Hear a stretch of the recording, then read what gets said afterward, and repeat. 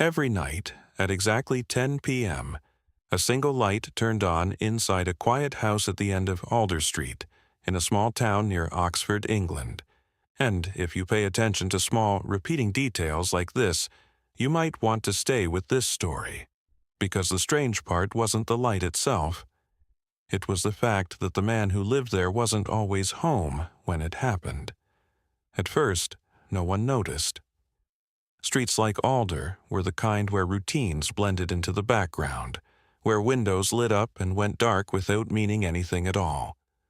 But over time, patterns have a way of revealing themselves, especially to those who live close enough to see them every day. And slowly, without anyone deciding to, people began to notice that one particular light followed a rule that nothing else in the town seemed to follow. The house belonged to a man named Samuel Whitaker, a quiet, methodical individual in his early 50s, known more for his consistency than for his conversation. He worked as a clerk in a nearby office, left his house each morning at the same time, returned in the late afternoon, and rarely involved himself in the lives of others. His presence was steady, predictable, and easy to overlook. The kind of man who could live for years in the same place without ever becoming the subject of discussion. And yet, it was not Samuel himself who drew attention. It was what happened in his absence. Mrs. Penrose, who lived directly across the street, was the first to notice something unusual. She had a habit of sitting by her window in the evenings, her chair angled just enough to give her a clear view of the houses along the narrow road. It was not curiosity that kept her there, but routine, the same way Samuel Whitaker followed his.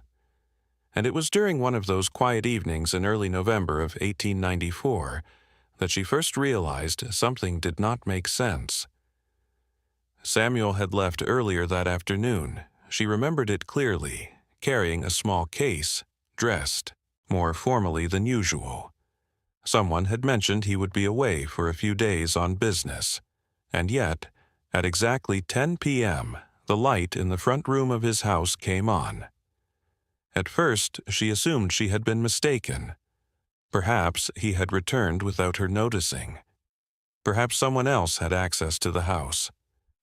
But the following night, when the same thing happened again, and Samuel had still not returned, the thought lingered longer than it should have. "Strange," she murmured to herself, adjusting her position slightly to get a clearer view. The curtains were partially drawn, but the light was unmistakable. It was not flickering, not uncertain, it was deliberate. On, as if someone had chosen it. By the third night, she mentioned it to her neighbor, Mr. Davies, a retired man who spent most of his evenings reading by the fire. "His light," she said, keeping her voice casual. "It's been on every night." Mr. Davies looked up briefly. "Nothing unusual about that," he replied. "People leave lights on." Mrs. Penrose shook her head. "Even when they're not home?" she asked. That was enough to draw his attention. They began to watch, not openly, not with intention, but with quiet awareness. And what they saw did not change. Every night at exactly 10 p.m., the same light turned on. Not earlier, not later. Always the same. Even when Samuel Whitaker was not in the house. When he returned a few days later, nothing seemed different. He resumed his routine as though nothing had happened. Mrs. Penrose considered asking him directly, but something held her back. It wasn't fear, not exactly. It was the sense that whatever explanation he might give would not be enough, that the answer would not match the question. Weeks passed, then months, and the pattern continued. Sometimes Samuel was home, sometimes he wasn't. But the light was always there. By the winter of that year, others had begun to notice as well. It became a quiet topic of conversation, mentioned briefly, then set aside.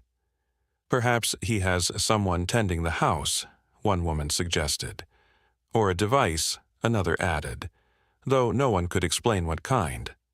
Electricity itself was still new to parts of the town, and Samuel's home relied mostly on oil lamps, which made the precision of the timing even more unusual. Then came the night that changed everything. On February 17th, 1895, a heavy snow had settled over the town, covering the streets in a thick, undisturbed layer that reflected the faint glow of street lamps and windows alike. Samuel had left earlier that day, again on business, and this time the weather made his absence more noticeable. Few people moved through the streets, few lights were on, and yet, at exactly 10 p.m., the light in his house appeared as it always did. But this time, something else happened. A young boy named Thomas, who lived 2 houses down, had been sent outside briefly to collect firewood left near the gate. As he passed Samuel's house, he paused. Not because of the light, but because of what he saw inside it. There was movement, not clear, not distinct, but enough to be seen.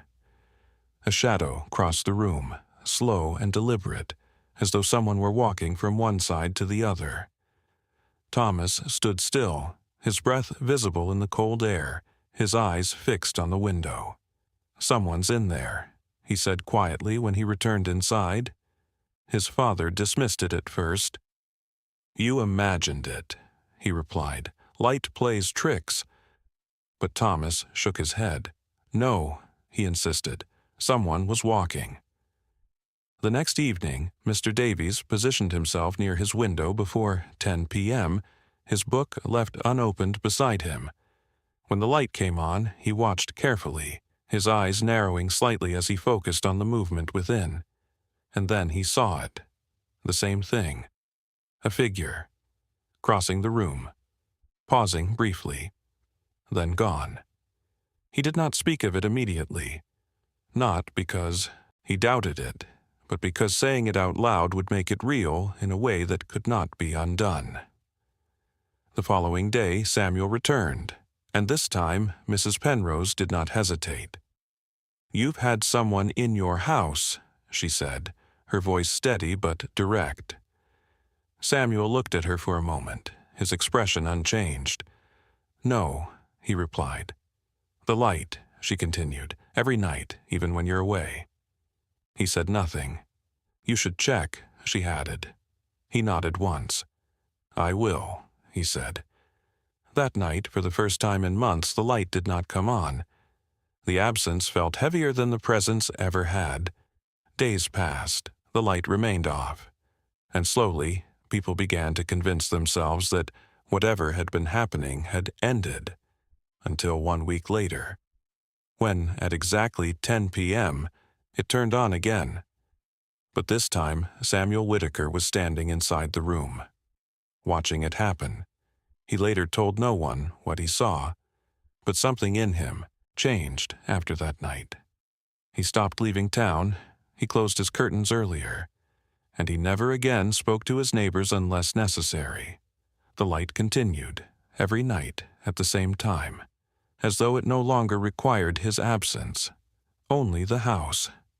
Years later, after Samuel's death in 1911, the house was sold. New occupants moved in, the routines changed, the furniture replaced, the rooms repainted. And for a time, the story faded. Until one evening, many years later, a new resident noticed something small. At exactly 10 p.m., a light turned on in a room no one was using. And now I want to ask you something. If something in your home continued without you, followed a pattern you never set, and refused to stop even when you tried to change it, would you stay and try to understand it, or would you leave without ever looking back? Tell me your answer in the comments. And if stories like this make you question what truly belongs to us, don't forget to like, subscribe, and stay for the next story.